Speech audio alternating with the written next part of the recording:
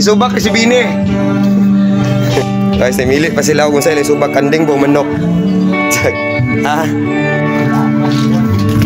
Morning guys, back to vlog. Guys, nag-celebrate me, nagluto mi kapayas kay naka-gold na ang Team Philippines. So, kapayas pa niya muguna pero namin litson ha. Pag ito yung litson, Nigel Boy oh.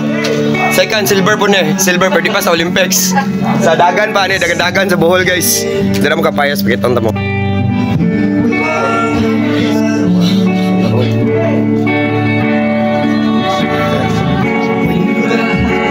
Hey guys, excited na kayo may samang ipatilaw sa mga brothers and sisters. Kaya first time sila maka-gold karon. Ito mo Olympics na gold na po, may gold din sa SFC Albuquerque. So mo na yung special dish karon, spicy papaya. Papaya, unsa ni spicy salted papaya.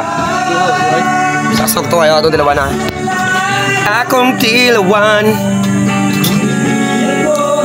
Duha bay, sauce pa lang daan busog na ka. This is spicy salted papaya with golden sauce in honor of the second gold and first ever gold sa Paris 2024 Summer Olympics. Ni Kaloy Yulo, you only live once, guys.